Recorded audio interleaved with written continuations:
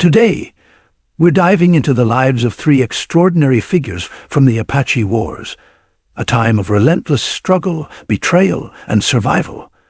Look closely at this photograph. Here, you see three Apache scouts, men who played pivotal roles in the capture of Geronimo in 1886. Their stories, however, did not end with that historic moment. One of them went on to receive the Medal of Honor, a rare and prestigious recognition. The other two became outlaws, pursued by the same army they once served. Their lives unfolded into a tapestry of blood feuds, daring raids, shocking betrayals, and incredible feats of survival. This is the Wild West at its rawest, where loyalty was fleeting, survival was paramount, and the line between hero and villain blurred. If you're a fan of outlaw stories, daring escapes, or just the rugged resilience of those who shaped history, this episode is for you. Oh, and for the train enthusiasts out there, one of these tales even features a dramatic escape involving a speeding locomotive. Before we start, a quick note about this channel. I research fascinating historical events and share them as if I were recounting them to friends. If you enjoy tales of grit and adventure, please hit the subscribe button, leave a like, and share this video. It helps the channel grow and ensures these stories continue to reach those who love history's hidden corners. The Apache Scouts, warriors turned trackers. The Apache people were legendary for their skills as warriors and trackers. For generations, they dominated the Southwest with their swift raids, unmatched knowledge of the terrain, and a ferocious spirit of independence. But with the arrival of the U.S. Army and the pressures of reservation life, many Apache found themselves forced into impossible choices. To suppress renegade bands that refused to accept reservation life, the U.S. Army enlisted the help of Apache scouts, men who turned their tribal knowledge into an invaluable military asset. As General George Crook once declared, "There has never been any success in operations against these Indians unless Indian scouts were used." The irony of this arrangement was not lost on anyone. These scouts were tasked with capturing their own people, often family members or friends. And while they achieved remarkable military successes, this work came at a heavy personal cost. 11 Apache scouts would go on to receive the Medal of Honor, including Rowdy, one of the men in our opening photograph. Yet for others, like Masai and the Apache Kid, their lives took darker turns, as loyalty to the U.S. Army gave way to rebellion and outlaw legend. The tragic duality of Masai was an Apache scout whose life mirrored the conflict tearing through his people. Born into a time of upheaval, he sought to navigate the treacherous waters between survival and identity. Though he served as a scout in several campaigns during the 1880s, Masai was not one to accept confinement easily. Time and again, he fled reservation life, only to return when he missed his family or grew weary of life on the run. This back and forth earned him a reputation as both a skilled tracker and an unpredictable figure, someone who could just as easily help the army as he could vanish into the wild. In 1886, Masai was arrested alongside Geronimo, though his exact crimes remain unclear. The army, tired of his erratic behavior, deemed him a threat and sent him to a prison train bound for Florida. But Masai had no intention of living out his days behind bars.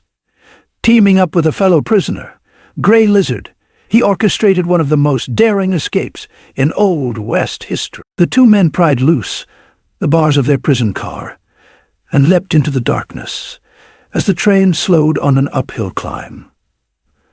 What followed was a grueling 1,200-mile journey back to the Southwest. With no supplies and only their wits to guide them, they survived on roots, small game, and sheer determination.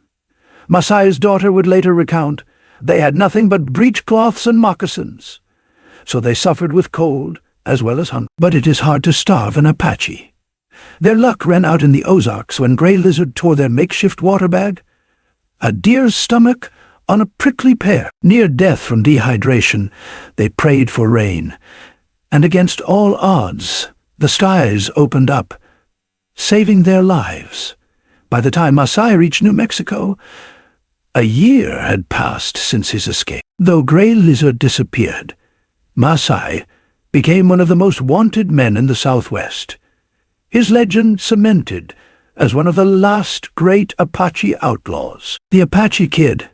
From scout to renegade, born around 1860, the Apache Kid's life was a story of loyalty, betrayal, and the unyielding pull of tradition. After being freed from captivity as a child, he grew up in an army camp where he impressed soldiers with his intelligence and ambition. Under the mentorship of Al Sieber, the famed chief of scouts, the Kid rose quickly through the ranks, becoming one of the Army's most trusted scouts.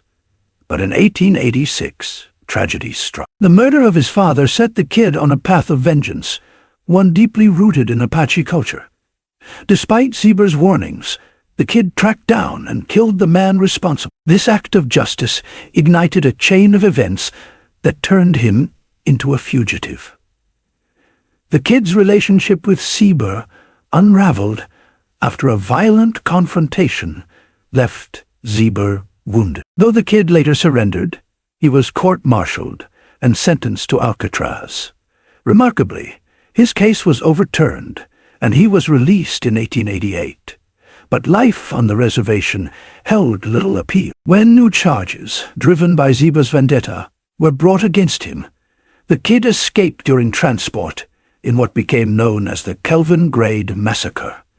From that moment, the Apache Kid vanished into legend. Sightings of him persisted for decades, with some claiming he lived peacefully in the Sierra Madres, while others believed he continued his life as an outlaw.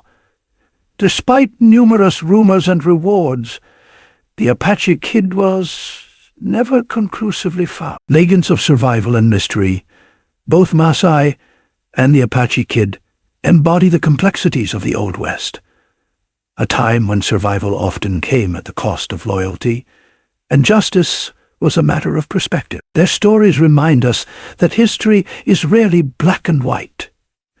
These men were neither purely heroes nor villains. They were survivors, navigating a world that sought to erase their culture and identity. The Apache's resilience is woven into the fabric of these tales, a testament to their strength and adaptability. Their legacy lives on, not just in the rugged landscapes of the Southwest, but in the enduring stories of those who refuse to be forgotten. If you'd like to hear more stories about the Apache, perhaps about their final days of resistance, or the Bronco Apaches who remained hidden well into the 20th century, let me know in the comments. Until next time, thank you for watching, and remember, history's most compelling stories often come from its darkest corners.